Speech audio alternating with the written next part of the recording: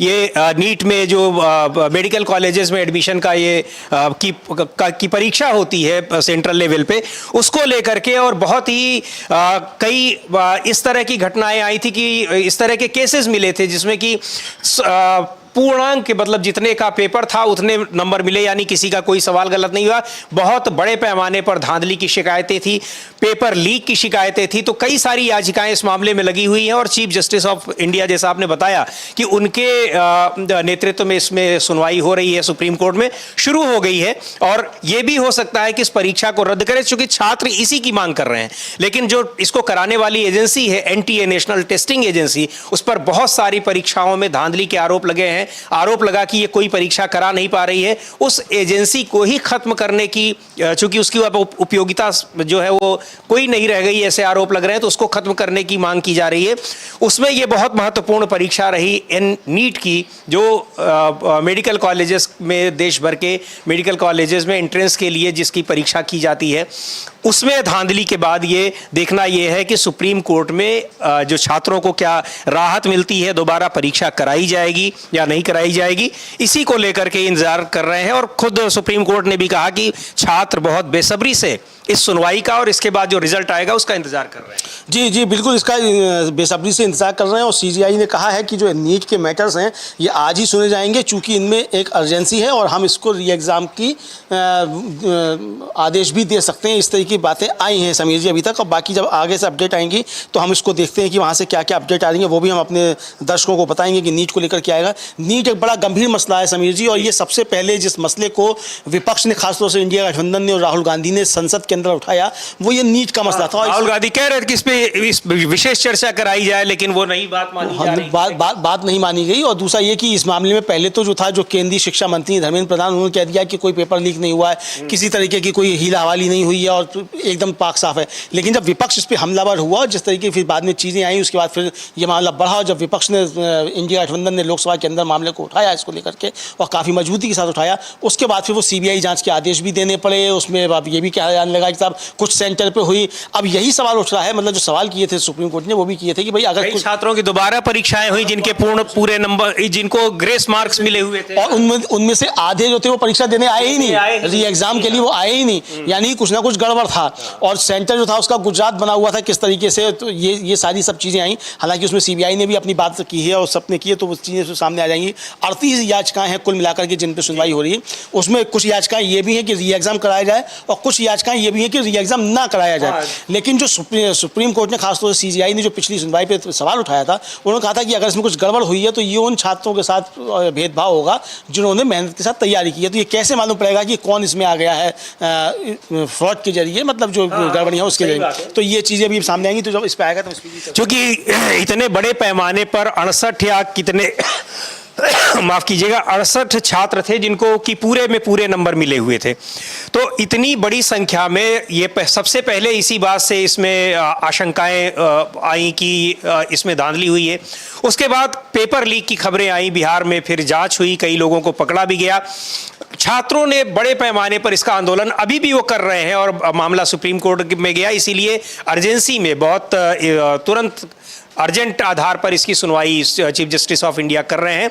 और ये छात्रों को, जो बड़ी संख्या में करीब 28 लाख छात्र हैं जिसमें अपीयर हुए थे, उनको ये लग रहा है कि शायद सुप्रीम कोर्ट दोबारा परीक्षा कराने का फैसला दे दे, क्योंकि दोबारा परीक्षा ही इसका सबसे बड़ा हल होगा कि फिर सबको मौका मिलेगा। क्योंकि अगर इतने सारे हो गए तो आप इसमें किसको छांटेंगे, अपने आप में बहुत आसान नहीं होगा कि कौन धांधली से आया है, कौन बिना धांधली के आया हुआ है। तो सबसे अच्छा तरीका यही है कि आप उसको निरस्त करिए और दोबारा से परीक्षा कराइए। क्योंकि ऐसी धांधलियों में कई बार और अभी भी परीक्षा जो है वो रद्द हुई है। लेकिन इस परीक्षा को लेकर के, जैसा कि अभी अमलेंदु जी ने बताया कि पहले तो मान ही नहीं रही थी सरकार, खासतौर से शिक्षा मंत्री, कि कोई धांधली हुई है। फिर उन्होंने कहा कि धांधली हुई है कुछ, लेकिन पेपर लीक नहीं हुआ है। फिर पेपर लीक की भी बात मानी गई। तो धीरे धीरे जिस तरह से सरकार भी स्वीकार करती गई कि हाँ ये इस परीक्षा में बड़े पैमाने पर धांधली हुई है, उसको लेकर के बहुत छात्रों को ये उम्मीद है कि शायद सुप्रीम कोर्ट जो है वो री एग्जाम कराने का, दोबारा परीक्षा कराने का फैसला सुना दे। जी समीर जी बिल्कुल, जो हम बराबर की विंडोज में हम दिखा रहे हैं कि लाइव सुनवाई जो है वहाँ से हम सीधा प्रसारण उसका सुप्रीम कोर्ट से उसका हम आप दे रहे हैं। सुप्रीम कोर्ट की सौजन्य से ये वहाँ सुनवाई शुरू हो गई है जस्टिस DY चंद्रचूड़ बैठ चुके हैं और उन्होंने मैटर को उठा लिया है और अब इस पर चल रही है बहस। दोनों पक्षों की तरफ से अपनी बात रखी जा रही है। धीरे धीरे जो आगे बातें आएंगी वो भी हम बताते जाएंगे कि क्या हो रहा है क्या नहीं हो रहा है। कुल मिलाकर के इस पर सुनवाई शुरू हो गई है और बहुत गंभीर मसला जो है छात्रों के भविष्य से जुड़ा हुआ मसला है। आपको याद होगा कि जब राष्ट्रपति जो थी वो अपना अभिभाषण पेश कर रही थी तो उन्होंने परीक्षाओं में धांधली और परीक्षाओं के में सुधार की बातें तो की थी, लेकिन नीट का उन्होंने साफ तौर पे नाम नहीं लिया था। और विपक्ष ताजा मामला था और विपक्ष का यही कहना था कि प्रधानमंत्री जब राष्ट्रपति इसको लेकर के बातचीत कर रही हैं नीट के मामले को लेकर के, तो इस पर मतलब परीक्षाओं को लेकर तो नीट का साफ साफ इस पर नाम लिया जाना चाहिए था। लेकिन प्रधानमंत्री ने भी इस पर बोलने से बचे और फिर राज्यसभा में जब विपक्ष ने हल्ला किया और इसको काफ़ी ज़्यादा मांग हुई लोकसभा में, तो राज्यसभा में उन्होंने नीट का नाम फिर लिया था। कहा था कि राष्ट्रपति ने कहा है परीक्षाओं को ये करेंगे वो करेंगे, फिर बताया सब कोई कानून बन गया, जबकि वो जो कानून बना है वो इस पे परीक्षा पे लागू नहीं हुआ, चूंकि वो कानून बात का है। तो बात का कानून इस पे पहले कैसे लागू हो जाएगा? तो ये जिस तरह की चीजें, और इसमें बड़ी कानून लागू भी हो जाएगा तो आप उसमें मुख्य किरदारों को पकड़ कहां पा रहे हैं? क्योंकि वो जो जिनको पकड़ा भी गया है बताया जा रहा है कि वो सब तो बहुत कह लीजिए कि छोटे प्यादे टाइप के लोग हैं।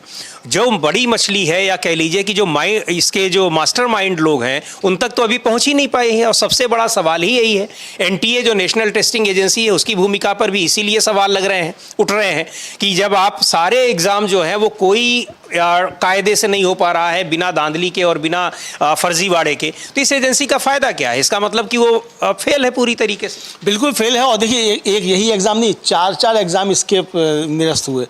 ये यूजीसी का नेट का हुआ और CSIR का नेट भी इसका हुआ, निरस्त हुआ। एक और परीक्षा जो है वो हुई। और मतलब ये है कि समीर जी की पिछले 7 साल में 71 परीक्षाएं जो हैं मतलब उनमें पेपर लीक हुए। पिछले 5 सालों में 41 परीक्षाओं के पेपर लीक हुए।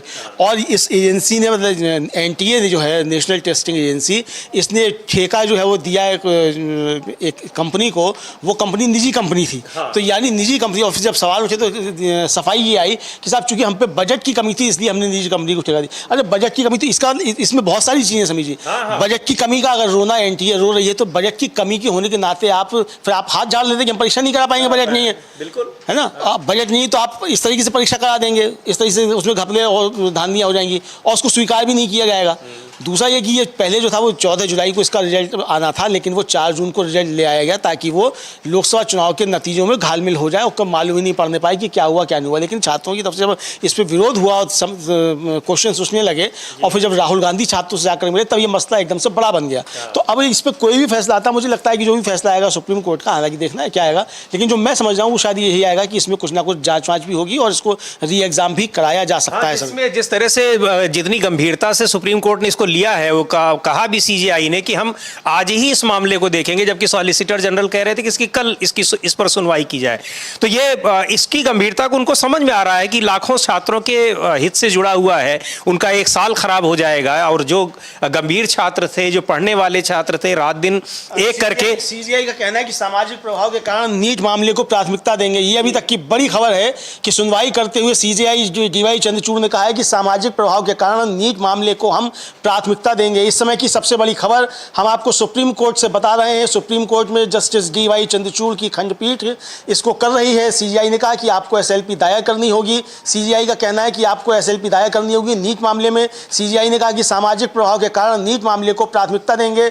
बड़ी खबर इस समय की ये है कि नीट मामले पर सुप्रीम कोर्ट में सुनवाई चल रही है। CJI का कहना है कि आपको SLP दायर करनी होगी। इस समय की सबसे बड़ी खबर सुप्रीम कोर्ट से आ रही है। जस्टिस DY चंद्रचूड़ की खंडपीठ कर रही है। वकील ने कहा कि हाई कोर्ट ने मेरे खिलाफ फैसला सुनाया है। एक वकील ने कहा उनसे, तो CJI ने कहा कि सामाजिक प्रभाव के कारण नीट मामले को हम प्राथमिकता देंगे। इस समय की सबसे बड़ी खबर हम आपको बता रहे हैं सुप्रीम कोर्ट से। CJI ने उन वकील से कहा कि आपको SLP दायर करनी होगी। यह कहना है CJI का उन वकील साहब से जिन्होंने बीच में हस्तक्षेप किया था।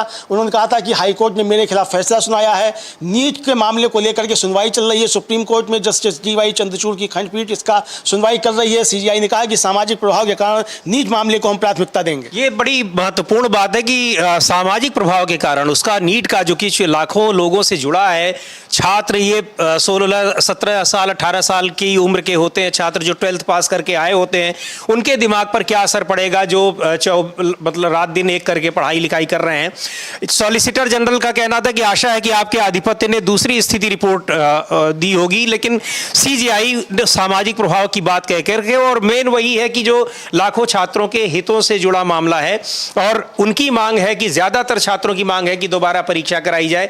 लेकिन इसके खिलाफ चूंकि 38 याचिकाएं इस नीट परीक्षा की में हुई धांधली को लेकर के, कथित धांधली को लेकर के दायर की गई हैं सुप्रीम कोर्ट में, उनमें कुछ याचिकाएं ऐसी भी हैं जो ये चाह रहे हैं कि ये परीक्षा दोबारा ना हो और इसमें इसकी जांच हो। असल में हुआ ये समझिए कि एक वकील साहब जो थे उन्होंने खड़े हुए तो और उन्होंने कहा कि जो कैंडिडेट्स थे उनकी OMR शीट जो है वो बदल दी गई। तो इस पे सीजीआई ने कहा कि आप फिर हाईकोर्ट क्यों नहीं गए?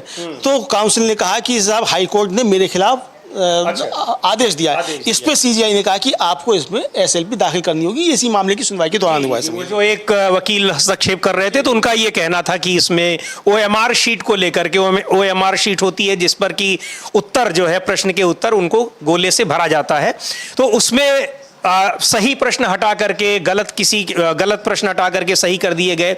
बहुत सारी चीजें हैं और इसको लेकर के जो सुप्रीम कोर्ट की गंभीरता ये दिखा रही है, आज ही उस पर सुनवाई और फैसले का इंतजार कर रहे हैं छात्र, लाखों छात्र, और उनकी निगाहें इसी पर हैं कि सुप्रीम कोर्ट शायद री एग्जाम कराने का, दोबारा परीक्षा कराने का फैसला दे। और कुछ अपडेट हो तो इसमें बताएं, चूंकि वो लगातार ये आ रहा है, आप स्क्रीन